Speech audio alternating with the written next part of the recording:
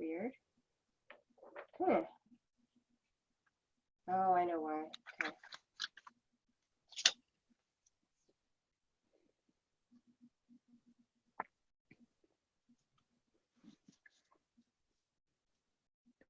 Okay.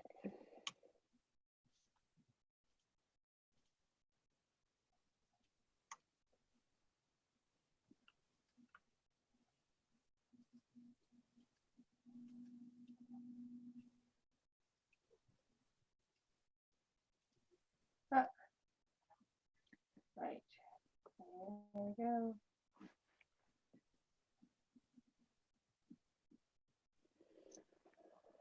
Okay.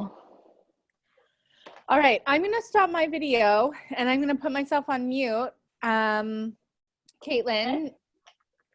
So I'm just going to sit back, listen, maybe do some tweeting of some of the incredible tidbits. I'm actually very excited to participate in this webinar as well. I'm currently doing, do you know, out of the US, do you know Sister? Yes, I do. Yes. Are So, you doing her stuff? Yes? Yeah, I'm doing Concepts and Conception, their feminist business school right now. And just really energized and excited by all of it. Great. One wonderful idea. Yeah. Tell us how it goes. I've talked to Jen Armbrust many times. And, I love it. I am really, really loving it. And the course structure is incredible. And the content is really great. Really, really great. Wow. Well, you'll have to tell me more about it. I've always, I've always wanted to take her course and she won't let me. She says, oh, you have too much experience. Too much. I'm like, I just want to know what your philosophy, like, I just want to play and participate. And she would not let, like, I've tried 3 times and she says, this is, so I don't know. That's funny. Okay. I have her book here, or her proposals for a feminine economy.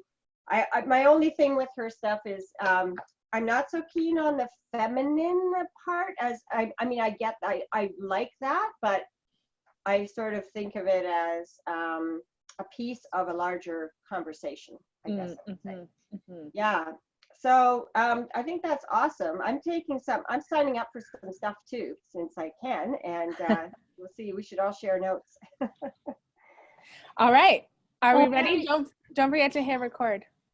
Yeah, I did a couple minutes ago. Okay, perfect. Okay, we're gonna go live. Okay. Okay. Hello and welcome. I would like to begin by acknowledging that the land on which we're based is the traditional territory of the Mississaugas of New Credit First Nation, the Haudenosaunee, the Huron-Wendat, and home to many diverse Indigenous peoples. We honor all the First Nation, Métis, and Inuit people, and the Indigenous, Maori, and Aboriginal people across your respective regions, who have been living on the land since time immemorial. Welcome, everyone. My name is Caitlin Piccini, and I am the Venture Experience Lead at SheEO. On behalf of the SheEO team and our community, we are really grateful that despite everything that is happening in the world, you were able to join us for our Learning Lab today, Is Your Business Future-Proof, with Petra Kasun-Mutch. This Learning Lab is the first in a series of virtual workshops we're hosting over the next 2 weeks. We'll share more about that at the end of this workshop, but first we'd love to hear where you're joining in from, so please type it in the Zoom chat box. For those who are new to SheEO, I'll start with a quick overview on what we're all about and how it works. At SheEO, we are a global community of radically generous women working on the world's to-do list, transforming how we fund and support women-led businesses. With the SheEO model, hundreds of radically generous women, which we call activators, each contribute $1,100 or 850 pounds in the UK. All of that money is pooled together and loaned out in the form of interest-free loans to women-led ventures who the activators select. Each year, the money is paid back into the fund and loaned out again to support more and more ventures who are changing the world. Over the past week, our community of activators and ventures have been totally focused on supporting each other and keeping each other in business as we navigate COVID-19 and the uncertain times that will certainly follow.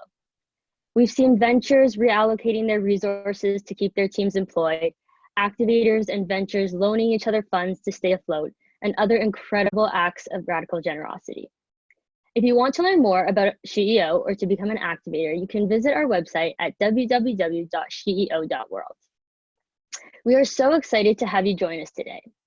This session will be content driven with breaks throughout to ask questions. Please use the chat box to do so.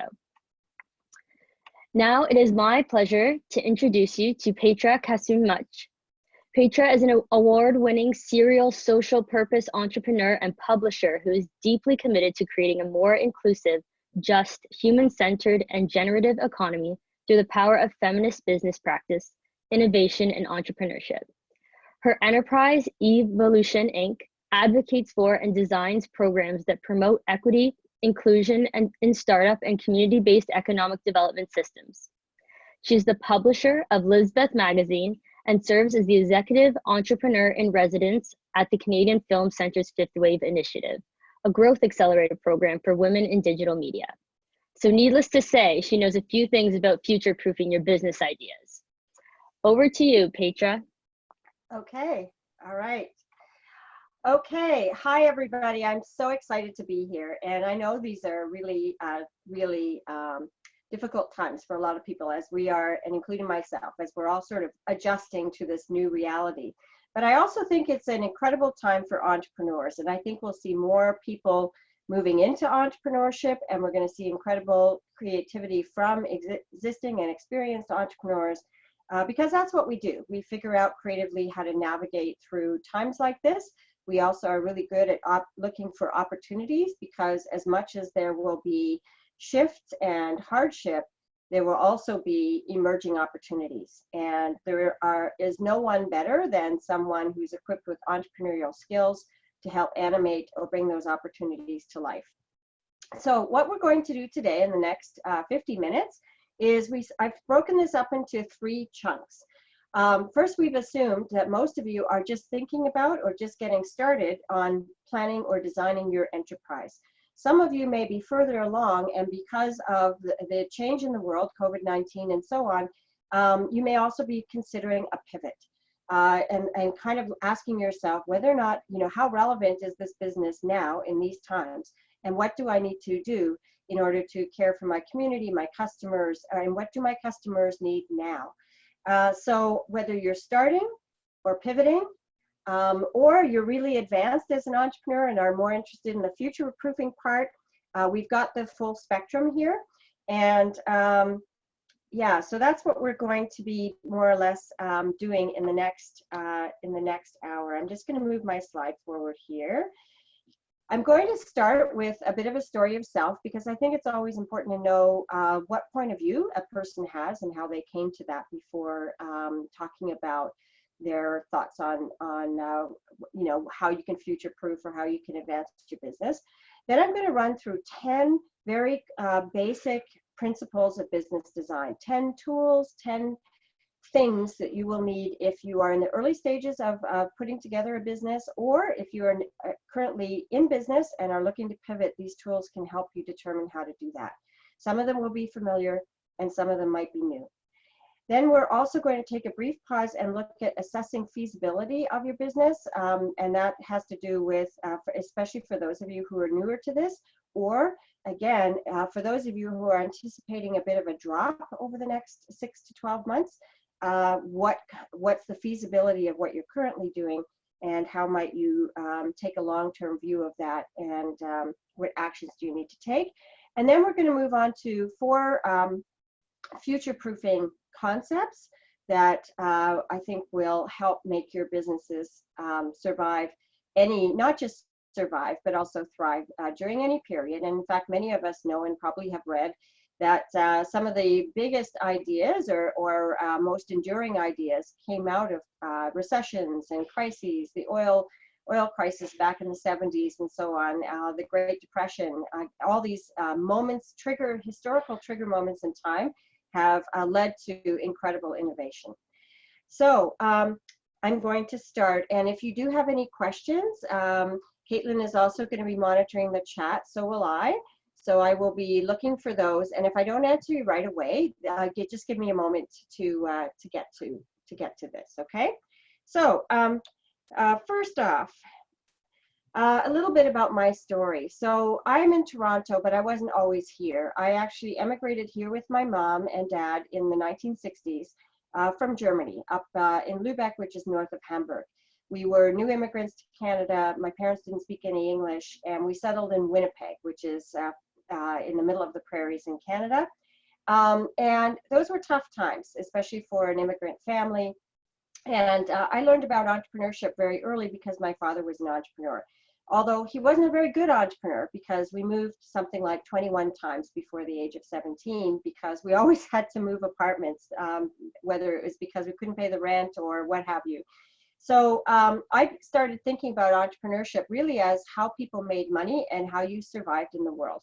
So my first enterprise, there I am, you can see the picture, and with my little hat on, and I'm selling crafts and basically macrame chokers. It was the 70s after all, and paper mache flowers and so on. And what I learned there is that just because you love your product doesn't mean everybody else does.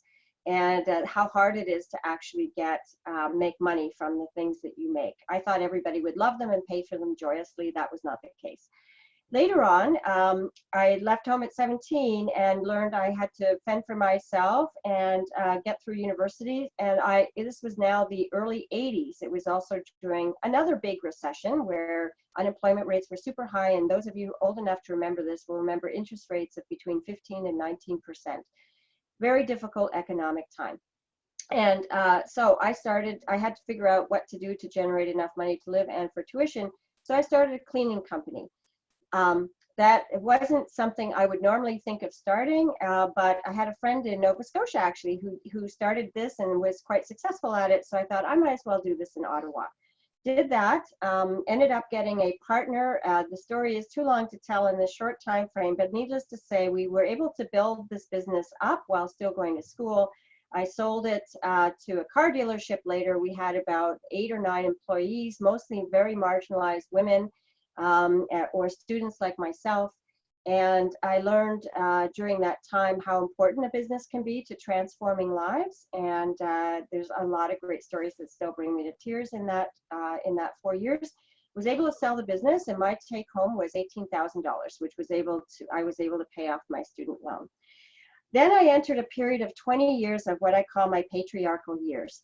I basically, upon graduation, went to school to take journalism and publishing and all that stuff, and ended up in the publishing industry for 20 years.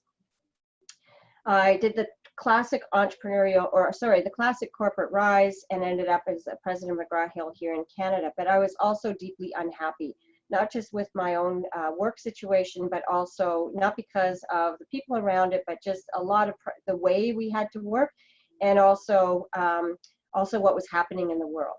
And then this happened. I had a baby, and some of you will know this experience, and that changes everything. I learned that the economy is not good, not necessarily welcoming to women who have children, and especially those who might be alone. And a lot of other things were going on at that time. We had the environmental movement in the early 2000s was really happening. There were a number of things that happened to me personally. And as a result, I sort of really started to grow and get interested in feminism, eco sustainability. I became a bit of an activist and returned to my entrepreneurial roots. Oh, hi, Petra. Yes. Sorry, can you just make sure that you're sharing your screen, please? Oh, am I not sharing? Oh my God. Okay. A couple comments. Yeah. Okay. Oh my goodness. Okay. I apologize for that. Here's the sharing. Does that help? Is that good now? Looks good to me. Okay. Can I get a yes from the audience? Yes. Okay. Awesome. I will just, yeah, that's terrible. So, oops, now I'm going backwards.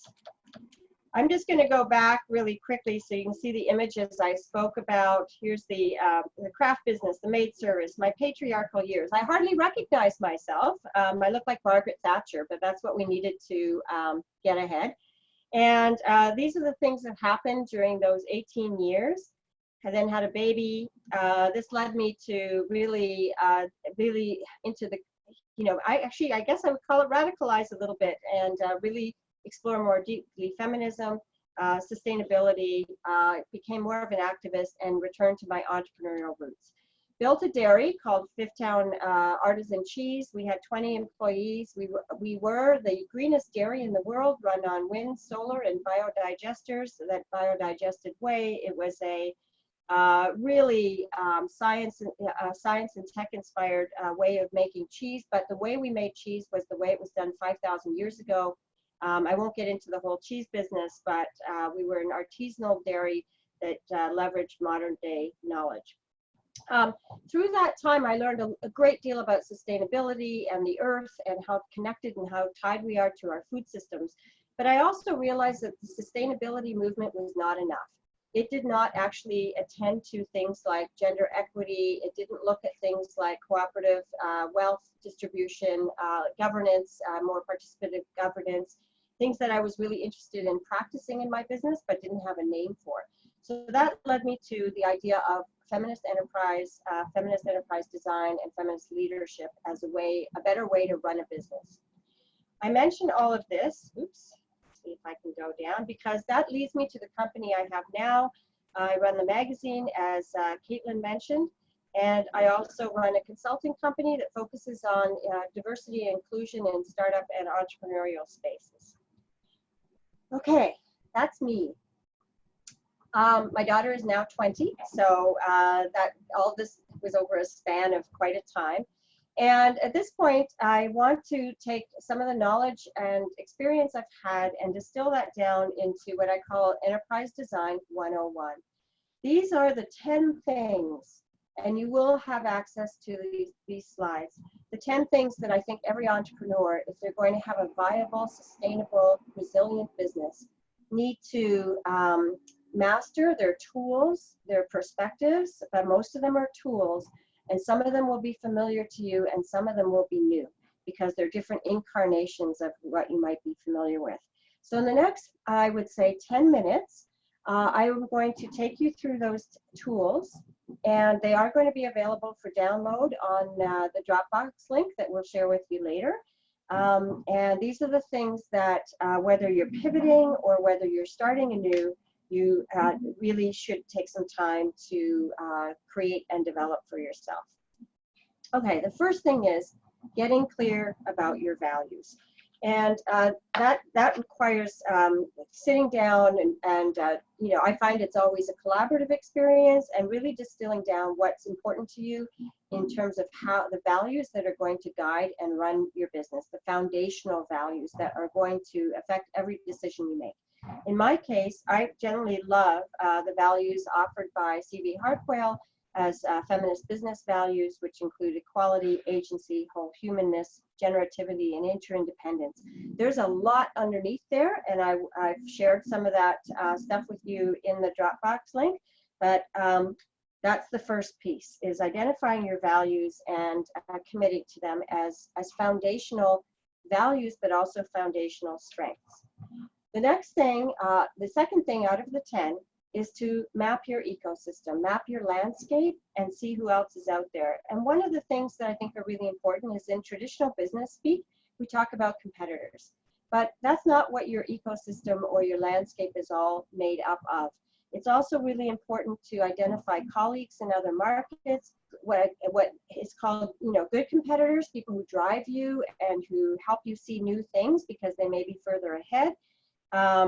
You can see new entrants coming in, and oftentimes people forget things like educational institutions. Who are you linked to? What secondary school is doing research in your industry or your field? What scientists or what academics are leaders in the conversation that you are drawing from when you're creating your business? Media organizations, what's your relationship with them? Authorities, regulators, that sort of thing, and even politicians, which you often don't see on a business map, but I highly recommend you get identify and know who your local politicians are, what they stand for, and what politicians on a national level are advocating for the kinds of change you're trying to make in the world, and start connecting with all these different areas. So that's number 2. Number 3. Ethnographic research.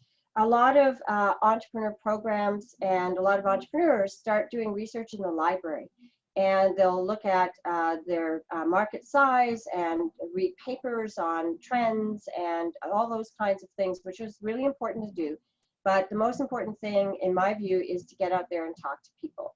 And that's not just about interviewing them or doing a survey. Asking 5 questions, which I know the Lean Startup program is really keen on, and I really support the idea of getting out into the street and asking people. In fact, some of you who have been part of Lean Startup training will know that usually the facilitator will tell you that you need to interview 100 to 200 people before you actually make your business idea. And I think the same applies to a pivot. Before you go, gee, I think we know what to do, go out there and ask questions. And the most important thing here is not just doing a survey, but ethnographic research implies that you are observing, you're listening, and you're really eliciting a story from the person you're speaking to, so you can more accurately think about or observe what they do versus what they say they do, and also get a better handle on their life, their culture, the way they make decisions, what their beliefs are, etc. Because they might have a need that you've identified, but all these other factors will weigh into how they go about addressing that need.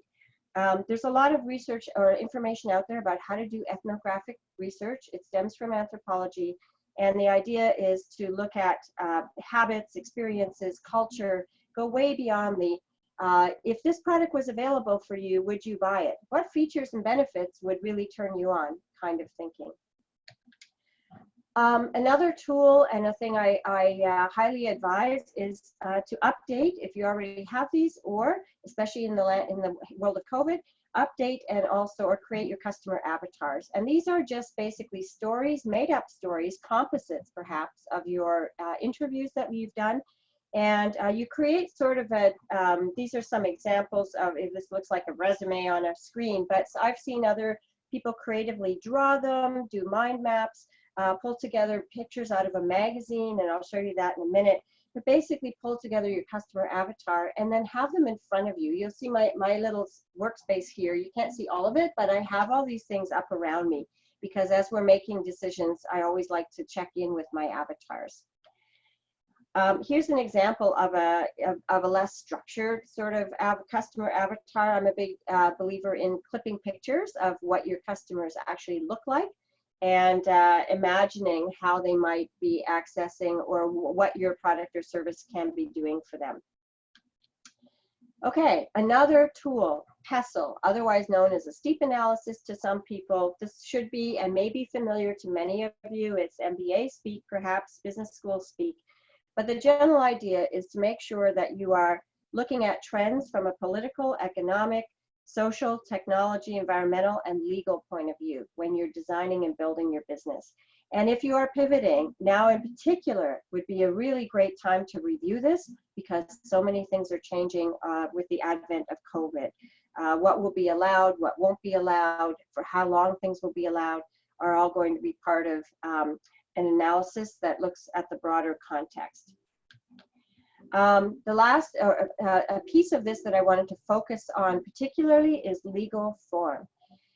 Most entrepreneurs, when they start out, and this will vary depending on your region and the country you're in, but most entrepreneurs start out thinking about being a solopreneur or incorporating as a solopreneur in their area. There's a whole range of types of legal forms, and they will vary. If you're in the UK, you have access to community interest corporations, and if you are in the States, you have the benefit corporation and so on. There's nonprofits, for-profit, and one of the least well understood ways of setting up a business is through a cooperative. And in fact, it's maybe 200 years old now, the concept of a cooperative. But so many entrepreneurs I know about basically default right to, I start a business, I get a loan from a bank, or I use my credit cards and my savings, and then I'm going to get individual investors or strategic investors, angels, venture capitalists, and so on. The other way to grow a business is through a cooperative. And I'm just going to put that in your heads to say, don't, in these times in particular, this may be exactly the type of enterprise that has stronger legs than some of the other types of enterprises which need capital, other legal forms that are out there. And I've put into your Dropbox a lot of information about cooperatives and the different types, including multi-stakeholder, worker, producer, and so on. You may think that co-ops are not right for your business, but you'd be surprised. There are everything from eyeglass companies to media companies to consultancies, you name it. Co-ops come in all shapes and sizes and cut across all sectors and industries. Another tool, cash flow. So many entrepreneurs I work with shy away from this or basically rely on their accountants to work with this. In my mind, learning how to manage, not just manage cash flow, but basically live by a cash flow forecast is crucial. And for those of you who have experience running a business, I'm sure will be nodding your heads vigorously. But especially in times of COVID, you need to really understand not how many orders you have or how many clients you have in the pipeline, but when you're going to get paid. And when in this day, at this time, it's particularly important to be thinking about that, because you may have just done a consulting job or have a contract, but you need to check in with your current client and say, are you going to be able to pay me on time? And if not, I need to know this, or can we work something out where we can reduce payments over a longer period of time or something like that. Cash is king, and many entrepreneurs I know do forecasts. These are my sales, my expenses, and this is how much money I'm going to make at the end of the year. But you need to be really thinking about when that money actually comes in, and also thinking about what happens when that money is delayed, especially in these times. I'm going to talk now very quickly about the business model canvas, because this is another core tool in your toolbox when you're designing a business. There are 3 business canvases I'm going to refer to specifically. There are many different kinds out there. And I have 3 that I want to highlight for you. And I found that in practice, I learn by doing all 3. In fact, my business I've mapped out in all 3 canvases. If you're early or new to starting a business, the best one to start with is the Osterwalder Business Canvas, which was actually developed by a guy named Osterwalder who actually lived here in Toronto. He was a Scandinavian guy, but his contribution to the world of business design was to think about it from a designer's point of view instead of writing a 30-page business plan and putting it all on one sheet of paper. And the benefit of filling out, it looks like, okay, I'm just going to fill out these boxes, and that's okay. They're going to help you think this through, but it also helps you see everything on one page so you can see the interrelationships between the different segments. And that's really valuable because you can identify new opportunities that way. You can also identify gaps and understand where alignment in your business is not really working well. So this is kind of a beginner.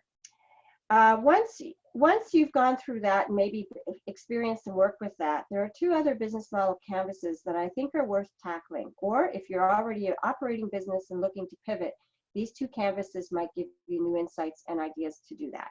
Number 1, the values-led canvas, and in this case, it's a feminist business canvas. And what this canvas does is it helps you not only assess your company's foundational strengths, which in the time of COVID is so important. So many of us think only about our products and services.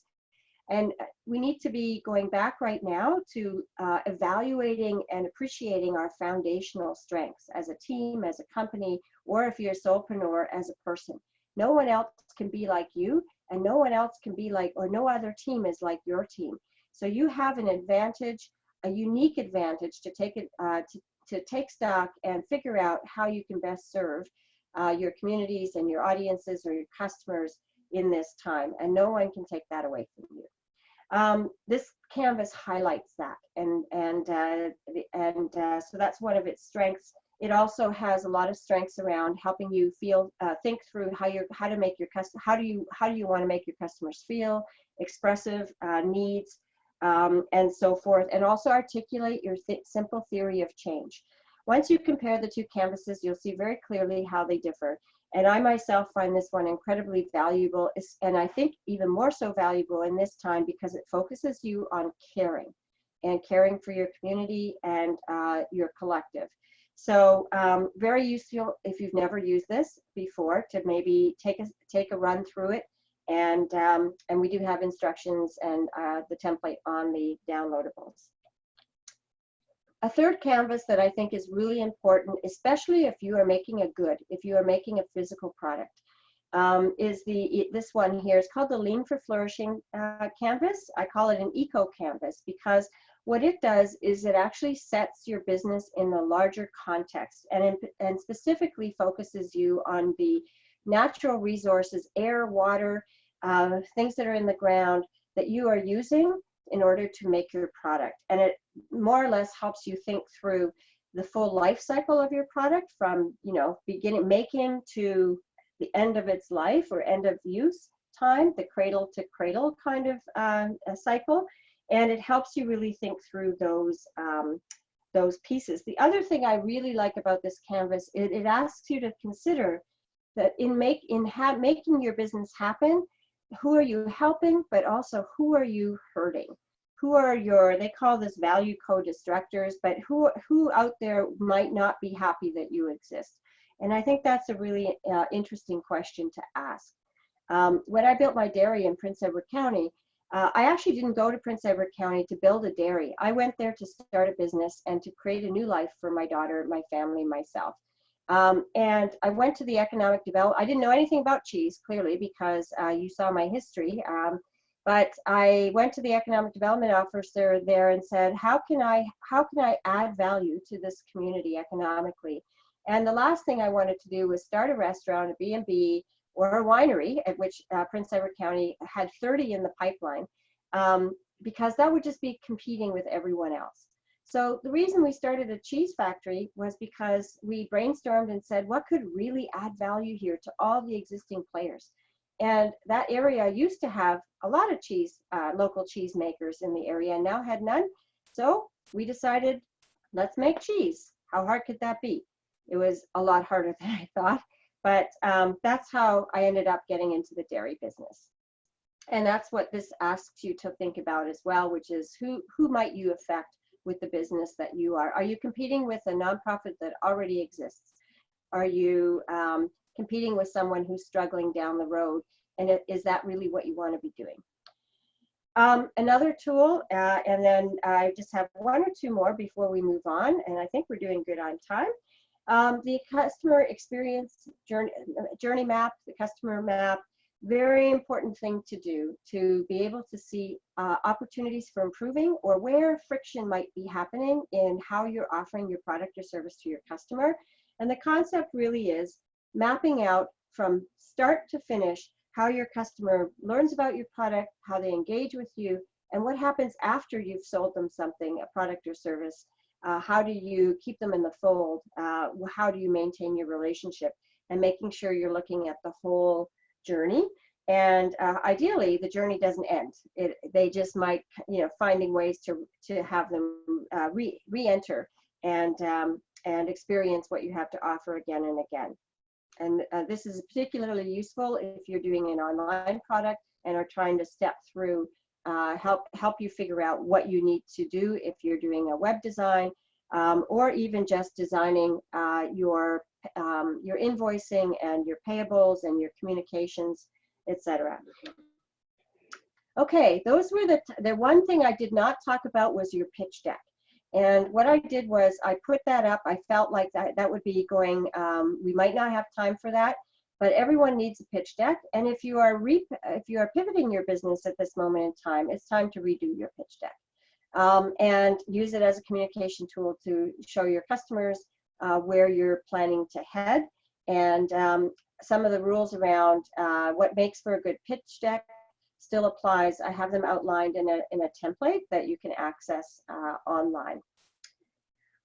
I now want to pause and just say those are the 10 tools and concepts that I think every business should have in their kit bag, in their file folder. You should be able to pull one out when you're ready, and a customer experience map, a cash flow forecast, your business model canvas, and use it as a way to reflect on your business and where you need to be going next, especially now where I think a lot of businesses will be pivoting. I wanted to talk briefly about feasibility, and this is specifically for those who are just getting started. So bear with me for about 2 or 3 minutes while I talk about feasibility.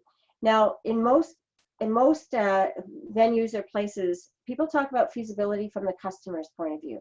Is this a feasible product? Is this a feasible service? Will people pay for it? Is there enough of a market for it? That kind of feasibility. I'm not going to talk about that kind of feasibility.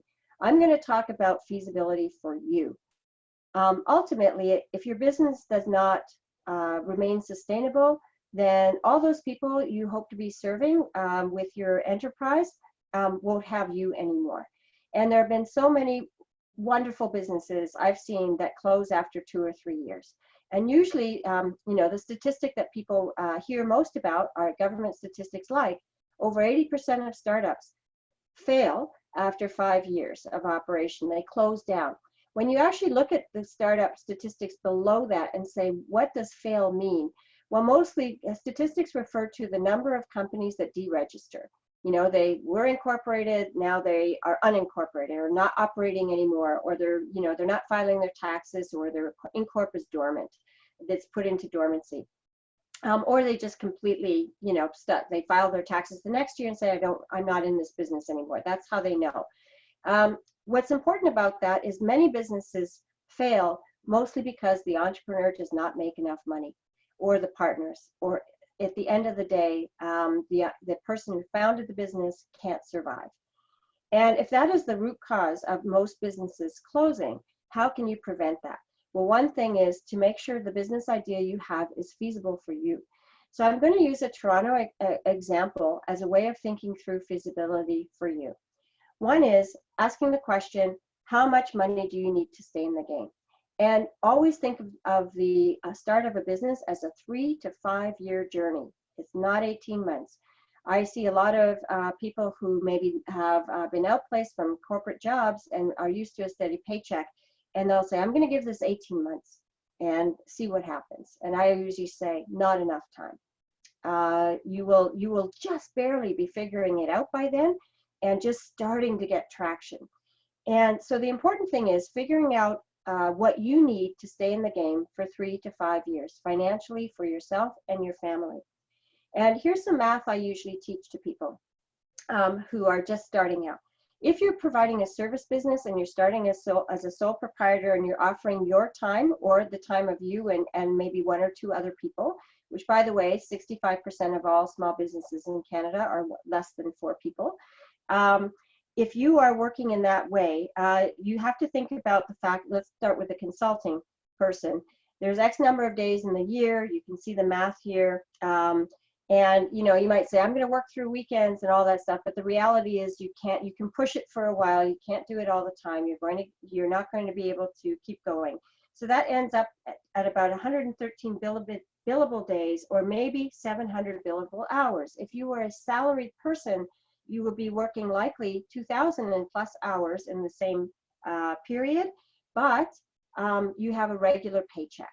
And in entrepreneurship, that's not going to be a regular paycheck. And most people starting off are at 50% or less of full capacity to work in the first 18 months to 3 years. So how much do you actually need? I'm going to go back to this slide for a moment. Is in Toronto, I'll anecdotally tell you this. In Toronto, the thrive rate, and what government has determined is the thrive rate in the city of Toronto, is to be able to earn $56,000 a year gross. Some of you are going, whoa, I don't earn that much. And some of you are like, okay, I'm okay. The most important thing is that if you are planning to thrive, which means having a gym membership, going on vacation for a week, nothing fancy, being able to get around, get to your job, etc., you need to be charging a minimum of $100 an hour. And I'm happy to talk to anyone else through that math. But not only do you need to take into account your expenses and overhead, but you also have to take into account that when you're being paid a salary, your employer is also covering your unemployment insurance, or your employment insurance as we call it now, and also some health insurance as well. So every country is going to be a bit different, but the first calculation is how much do you need to thrive and pay your bills each year to be able to get through that 3 to 5 year runway. Obviously, in your first year, it might be less, but you need to be at least at a thrive rate within 18 months or so. That doesn't mean you're making a ton of money, but you should be able to be at a point where at least you are able to pay your bills. And if you are in the product game, the math looks a little different. Your revenues may be really high because you're selling stuff, and it's actually not hard to launch a product business. There's always customers for stuff. But then you take into account your gross margin. Usually a startup is around 50%. You add 10% in for marketing costs because selling product requires a lot more marketing and also some managing inventory and carrying inventory costs, etc. Shipping costs, even if you pass it on to your customer, you may still have some storage costs, etc. And your administration. At the end of the day, if you sell $300,000 worth of goods per year, and I'm talking Canadian, your gross income may be $75,000 a year, but that's just for you. A lot of product companies I know start with 2 people, and you have to double it. I usually say that if there's 2 of you involved in making a food product, hot sauce, or some sort of physical good, you need to be aiming for at least $500,000 in sales, as you know, within that 3 to 5 year period, if not more. And I'm talking at the getting started level. Okay, I'm going to pause there and just say the point of the feasibility part was really just to talk about prioritizing what you need as part of your feasibility calculation. Okay, I'm moving now to the future-proofing part, which I think is the best part and the most interesting part of all of this, and that is how to future-proof your business. Essentially, I love this quote from Adrienne Marie Brown. She's a ardent feminist activist, an amazing scholar and writer. And if you haven't read Emerging Strategy, now is the time to do that. And one of the questions she asks in the book is, how do we turn our collective full-bodied attention toward collaboration if that is the way we will survive? And collaboration is going, if you think you're collaborative now, you're going to have to be way more collaborative in the next, I would say, 18 months to 2 years for sure, and maybe forevermore in order to survive. And I don't like the word survive. I mean to thrive. There are 3 things I want to show you and talk to you about that are tools that I would like to encourage you to engage with in your own home and with your family or with your team on Zoom and so on. And the first one is to create a scenario, engage in scenario planning. Scenario planning was a tool that came into use that was kind of different than strategic planning had been going back in the 70s by Royal Dutch Shell. And the idea was, this is again the oil crisis, and up until then CEOs and business people were used to planning like a military plan. We do this and then we go here and then we do this and then we do that. Very linear and very predictable, because it was a time, there was a time of stability there where you could kind of predict how things would go. That hasn't been the case, I don't think, ever, even then, but people thought it was. And during the time of the big crisis, scenario planning came into play. And essentially the steps are: identify the driving forces of your business, only 2, and then identify the critical uncertainties, develop plausible scenarios, and you develop a 4-square and discuss implications and pathways. And I'm going to show you, sorry, I have to get up for a minute to be able to show you this. Right. Okay. So I got together with my partner, and I don't know if you can see this. Caitlin, can they see that? Yeah? Okay, great. Okay, so we decided that we were going to take a look at our business in the time of COVID. Sorry, that was upside down. And here's what we came up with, and I'm happy to take a picture of it and send it to you, but I'm going to show you the major pieces right now. Essentially, we said to ourselves, we think the 2 driving forces right now for the next 2 years in business are going to be these 2 things: the duration and intensity of the virus. Will it slow down? Will it pop up all over the place so that people will be still inclined to keep rolling shutdowns going and so on over the next 18 months? So one axis is the is the persistence of the virus, which is the up and down part. And the other axis is the duration and the intensity of the policy response. How will governments respond? Will they make money available to those who need it most? Will, every country will be responding differently. So if those are our axes, then we said, what are the scenarios in each one of them?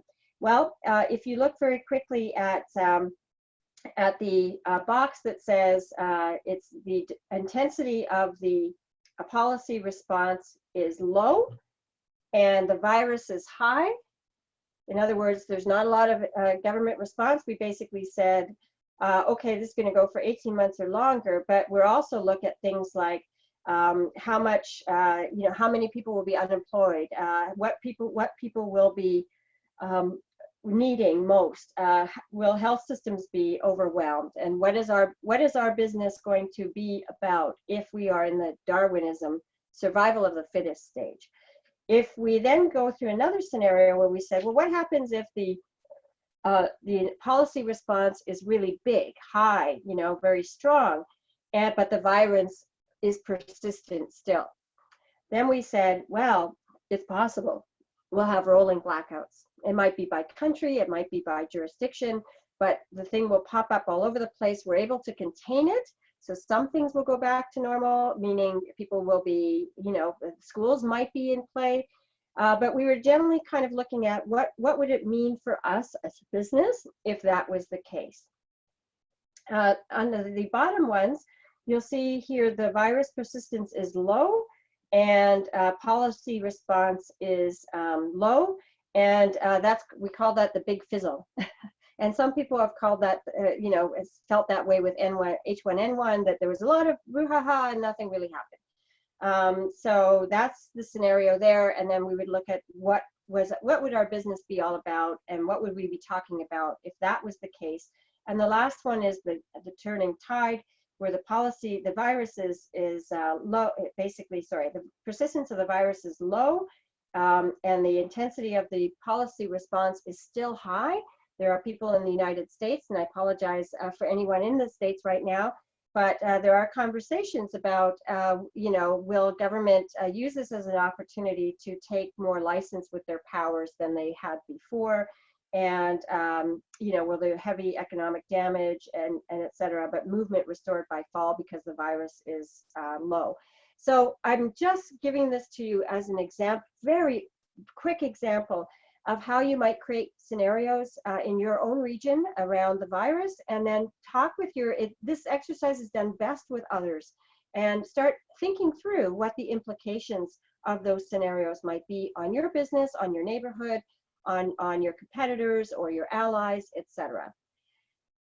Okay, two more concepts. One is, if I'm sure all of you have been reading that if interdependence was ever in question, it certainly isn't now. And I use this picture of spider webs, and every one of your businesses is a spider web, or maybe if you're starting, it's just one spider hanging by a thread right now, and you're going to be building your web so you can build in stability and resilience. But all these spider webs here are connected, and we are all connected. We know this.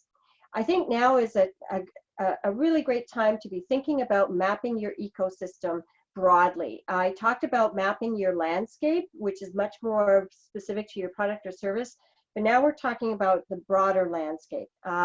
And this is an example of the startup ecosystem in Jordan. And Jordan in the Middle East, I was fortunate enough to be working on a project there for women entrepreneurs. And this was one of the projects that one of the groups was working on there, TTI. And what they wanted to do is map out the entire ecosystem of their sector, and then kind of take a look at their role in it, who they're connected to and who they're not. This may look like really, oh my God, it's a lot of work, but now more than ever, it's work that needs to be done. We often use, at Evolution and myself, I use a much simpler version of an ecosystem map to help prompt who I have to consider in my ecosystem. And this particular map or tool does a couple of things. It prompts you to think about the different players, but it also has the 3 circles. And the inner circle is there to help you identify, and you would put these people there, people or organizations you're dealing with that you have strong relationships with. You're already doing stuff with them, you know about them, and they're in your hood, meaning spatial hood. The second one out are organizations and entities that you are aware of but hadn't had time to connect with or explore opportunities with. And the outer circle are groups that you may not even know about yet. Like they basically are even further afield. And what this does is it helps you identify gaps and also prioritize who in your ecosystem you might want to strengthen your relationships with at this time. I'm going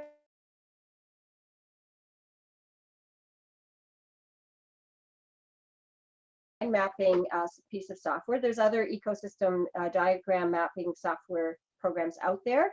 But you can see here that I've color coded. Elizabeth Media is in the middle, but I've got my different categories, my amplifiers, my systems, my influencers, my co-creators. But I put in black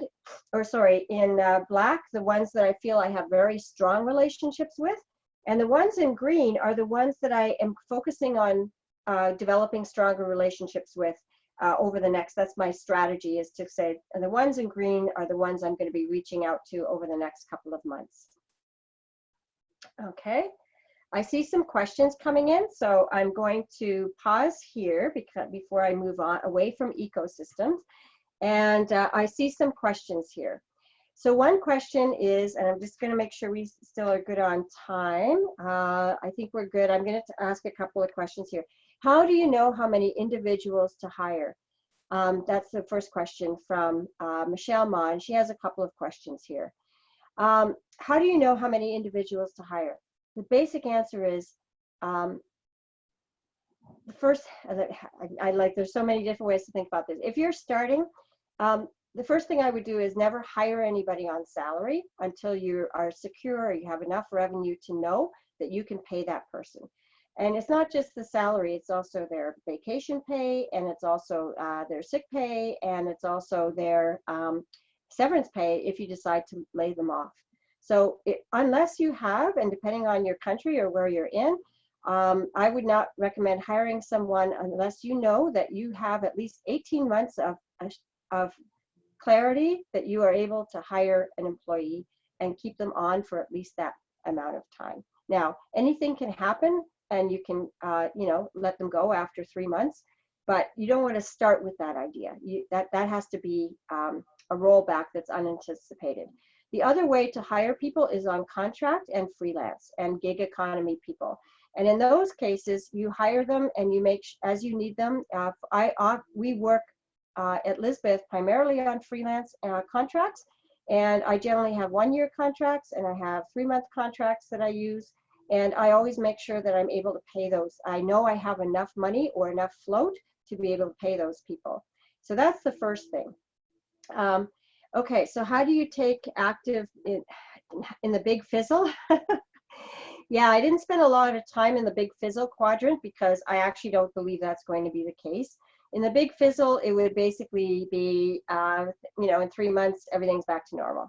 Or the way it was, and that we can say, okay, everybody's going to be buying this again, and this is how we're going to be eating and interacting, and we're going to be going to the gym. I am not sure that that in rating which of these scenarios are most likely. I personally am choosing the top quadrant as my most likely scenario. And then planning for all of them. That's one of the cool things about scenario planning is you don't have to pick one, but by being aware of all of those possibilities, you can develop strategies for your business that kind of can quickly center over if you're starting to see leading indicators that indicate another quadrant is becoming more dominant or becoming more likely. How can this map be zoomed in? I can do that afterwards, and audio phased out for a few seconds. Am I okay, Caitlin, audio-wise? Yeah, I think it just glitched for a little bit at one point, but. Okay. Okay, so a question here. How do you plan for the emergency crisis like these in a business? Well, basically, this goes back to future-proofing your business. The best thing you can do, you can't predict what emergencies might come up or what kinds of things might happen. This shutdown caught a lot of people by surprise. But the best way to future-proof your business is to always be very careful with your cash and have a bit of cushion, which I know sounds like hindsight 2020-ish, but always, you know, I see so many business overspending or going too fast. And then when the crisis hits, they don't have the financial resilience to be able to make it through. Of course, there are government relief programs everywhere. I'm not going to get into those. Everyone has lists and mutual aid support groups. I definitely think you should take advantage of these. But in terms of future protecting your business, the best thing you can do is, and I'll talk about that in another moment here, the best thing you can do is always make sure you try to have a cushion, and always make sure, so you don't overspend, always make sure you've got X amount of dollars just in case. And the other thing is to, you know, environmental scans, scenario planning, those taking time out to do those kinds of things so that you can be ready for any possible scenario are some real resiliency tools that I highly recommend. Okay, so I see some other questions here, but I will get to those in a moment because I see this here.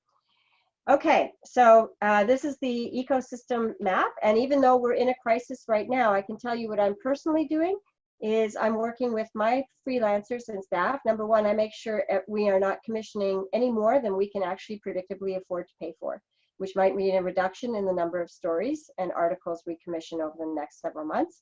On the other hand, we are also working with our editorial and freelance staff to say, and freelancers to say, hey, how can we, you know, work together to, without, you know, from a feminist business practice point of view, I don't like asking for free work, especially from people who, where that is their, you know, it's not their volunteer time, it's how they make their money. So I'm very careful not to ask for freebies from our freelancers. However, if somebody offers something, or if we can find a creative way to go after a contract or generate some new revenue together, that's the kind of strategies that we're using. A lot of communication and a lot of thinking about how we can generate more income so we can create those income opportunities for our freelancers. Okay, I'm going to go to the next slide here. UN sustainability goals. I know that SheEO is well versed in here. The only reason I am raising this now is that if you are starting a business or you're pivoting, keep these in mind, that not only because it's a good thing to do, they are sources of innovation. A lot of these, if you haven't read the background on some of them, have a look at those and see if there's inspiration there for something you can be doing that's new and different. Okay, lastly, this is the last you know, resiliency slide. So remember, in terms of future proofing, it's about being hyper aware of your environment and your and doing some scenario planning so you can be ready for everyone, for all types of scenarios, and think those things through and look at the implications for your business. Looking and understanding interdependence deeply. If you're used to being a business that just thinks in terms of here's my customers and here's my suppliers and my staff and that's us, move beyond that. Start really looking and mapping out and rethinking your relationship and even perspective on other players in your ecosystem, and looking for opportunities to work together. And I don't always mean partnerships either. There's partnerships can be difficult, but anyway, so those are the things to do. And the next one is self-care. And I want to help us rethink the concept of self-care, which has been heavily commercialized. It's not about going and getting a massage, although, you know, not saying that's not a good thing. But it is time to re-examine what we mean by self-care at this point in time. And I have a list here of the basics, reaching out and tuning in, which are useful. But more importantly, I'd like to invite everyone here to reconsider self-care. And, you know, a lot of self-care activities are very isolating and also depend on the caregiving capacity of others, whether it's a massage or a therapist. So I want you to reconsider self-care, read the link that I have here, and also look at collective caring as a form of self-care. And here we are at 12:57, so I'm opening it up to questions. And let's see what we have here. What are some green initiatives while staying in a corporate budget? Yeah, that I would invite, that's a very specific question. As a sustainability entrepreneur, I'd have to ask you a lot of questions around what you're currently doing and what steps have you already taken, and and also what your corporate budget means right now. I think one of the challenges we're going to have with the COVID virus is, and I would hope that this does not happen, but many corporations pulling back on initiatives that are considered social or environmental because they consider them too expensive in this time. That's why I harken back to the idea of feminist business practice. There's a difference between feminist business and a sustainability business. Both may care for the environment, but from a feminist values point of view, we would be looking at how do we meet our obligations to the planet and still stay in business, and really be pushing on having the conversations around that instead of making very quick decisions to pull back on measures that are really important. Okay, any other questions? Well, I hope this was of value and useful, and I hope you found the downloadables useful. And there is contact information here on the slide deck, which I know you'll have. This is also an invitation to sign up to Lisbeth, and it's free. It's open access. We don't believe in good content being hard for people to access or that are on a low budget, so we keep it open access. And here's the Dropbox and articles that I know that Caitlin will be sending out. So thank you so much. Be safe, be well, and remember, your creativity, your values, your foundational strengths are what's going to get you through this crisis and also help you thrive.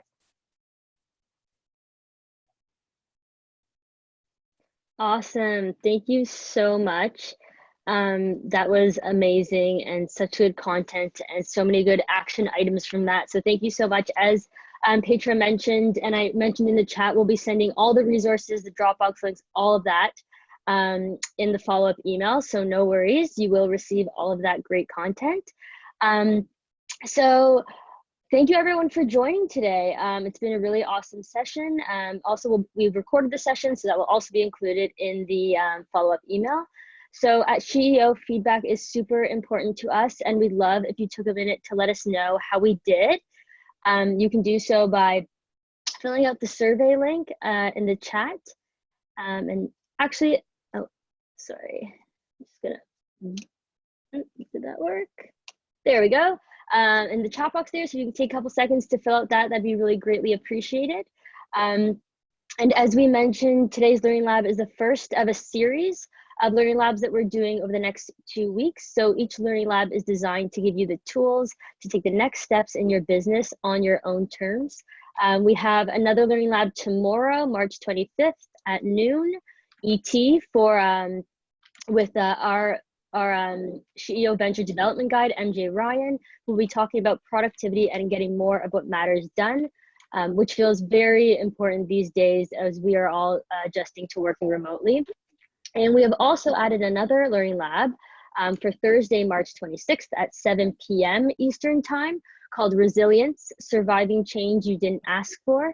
So MJ, again, will be exploring how we can strengthen our capacity to deal resiliently to change in advent of the COVID-19. Then next